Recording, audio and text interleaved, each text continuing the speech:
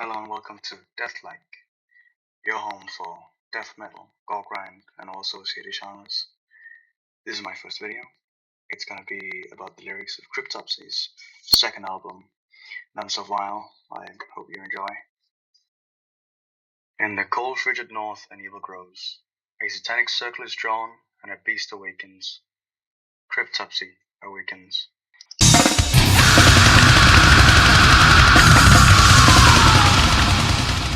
What is it to be vile? What does it mean to be more vile than anyone else? Lord Worm depicts brutality and depravity in his lyrics, trying to capture our imagination, trying to show us what it means to be none so vile. So Vile by Cryptopsy is their second studio album, released on the 3rd of July 1996 via Swedish death metal label Wrong Again Records. Having already released their first studio album, Blasphemy Made Flesh, 3 years prior, they already had a big name in the Canadian underground scene.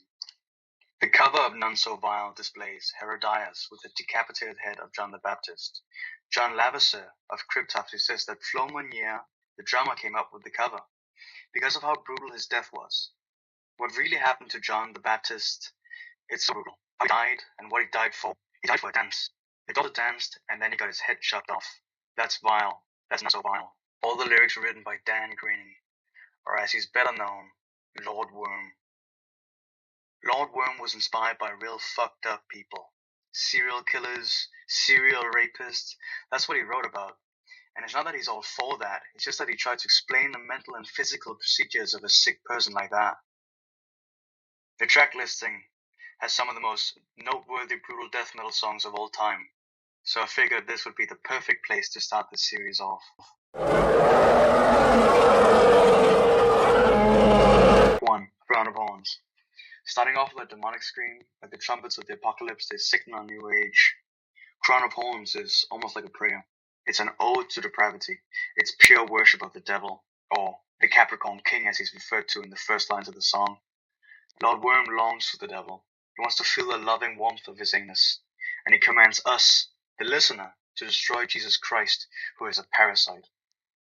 I believe that the sexual depravity of this song is to revel in blasphemy. He is corrupted by the devil, and he believes that he will bring a new dawn, a new age of complete moral depravity, and that we should look forward to this age, where we too shall revel in utter perversion. Track 2. Slit Your Guts. Imagine this. You're tied down, you're confused, you don't know where you are, and then a very mild-mannered man starts talking to you. He apologizes for your discomfort, and then tells you that he will begin correcting you.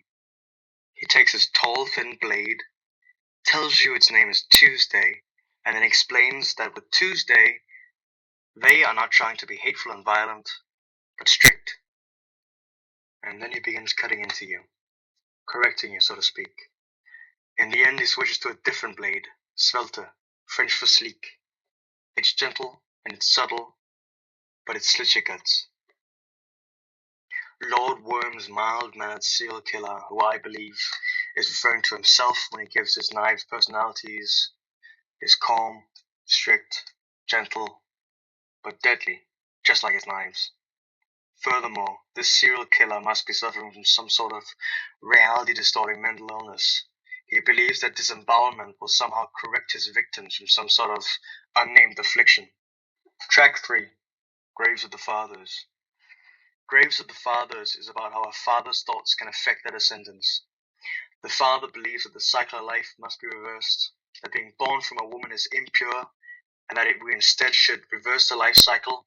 We should die, and we should be reborn through death. But our protagonist seems to be against his father's beliefs, begging for his father's forgiveness and resisting the call from the grave. In the end, though, he succumbs. He fills the void of the vacant grave, and he fulfills his father's wishes. Track 4. Dead and Dripping. A group of nuns are killed during their prayer and thrown in the river. Not given a proper burial, they start decomposing and haunting the living. There isn't really much else to say. It's a death metal song about death and blasphemy, so I'll just swiftly move on. Track 5. Benedictine Convulsions. When a chapel is attacked by the devil, this time referred to as the Caprine Morturium, meaning something like death in the shape of a goat, alongside a children-eating spider Christ. The Benedictine monks inside start praying and then start convulsing. The prayer is actually very interesting. It's about how they won't fail their Lord, no matter how fierce or rabid their foe is. But this is then contrasted with the fact that, in the end, one of the monks proclaims himself the Messiah, completely undermining all of Christianity. Track 6. Phobophile. A phobophile is a person who has a deep psychological love of fear, beginning with a piano solo, possibly symbolizing how this so-called phobophile would experience the cruelty they do upon others, the beauty they'd see in our pain. The protagonist mutilates people for his own sadistic pleasure. He cannibalizes people, but he's more interested in the scaring of the person than the actual eating of them. He seemingly only does it to terrify his victims. He also talks about his struggles to keep his inner monster on the inside. He says that when he lets it out, people die. He seemingly has some sort of self-awareness, and he also understands that what he's doing is wrong. But he's also very charming, almost Ted Bundy-esque. He has his way with the words, and he could very easily be manipulating us, trying to convince us that he isn't what we think he is, that he doesn't have a desire to kill and scare people. But, in reality, when he's done killing his victims, he marks his territory with various bodily fluids before partaking in necrophilia. This is how he's caught. But after using his natural charm, he's set free.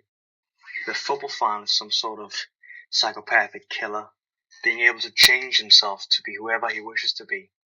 But at the same time, he does have feelings. He enjoys killing people, so he isn't all empty. He clearly has an understanding of the things he's doing. He just cannot help himself. He's almost possessed by his own inner monsters. They force him to kill. Or perhaps that is just what he's trying to manipulate us into thinking. Track 7. Lich Mistress. His lover and his mistress is dead, and now this lackey has no purpose or meaning. The vessel he poured all of his love and devotion into is now gone, is now buried, is now dead. He can do nothing except express his love and his desire in the most carnal acts of necrophilia. He talks about how he watched her wither, and now her eyes are just empty black holes. He convinces himself that he can somehow resurrect her. He sacrifices animals to her, and she doesn't wake up. And because she doesn't wake up from her eternal slumber, he's filled with sorrow, and he's filled with hatred, and he says that the entire heaven will weep, suggesting that he is planning revenge. It is suggested that his mistress was killed because the townsfolk believed her to be a vampire. They pierced her bosom with a wooden stake, but perhaps he's talking about raping the corpse, how he's gripped by lust for his mistress, and how he regrets it later. Track 8. Orgiastic Disembowelment. This track is about ruining someone's innocence, by making them kill, by corrupting their mind, by taking them in as a co-conspirator. They pray together, reciting how they're worthless, only finding meaning in their killing, that their sole purpose in life is to make people suffer. The song is about a downward spiral, from doing one bad thing to being completely defined by it. You have sinned, you shall die. Perhaps the entire song is a person's conscience talking them into committing more and more vile acts, ending in a bloodbath under the moon. The protagonist finds solace in darkness, in his warm embrace. In the end, they are far too gone for salvation. To be vile is to be more depraved, to be driven by something other than just instinct, anger, or sadness. To be vile is to be unforgivable, and to go further than what was thought human. Cryptopsy is none so vile.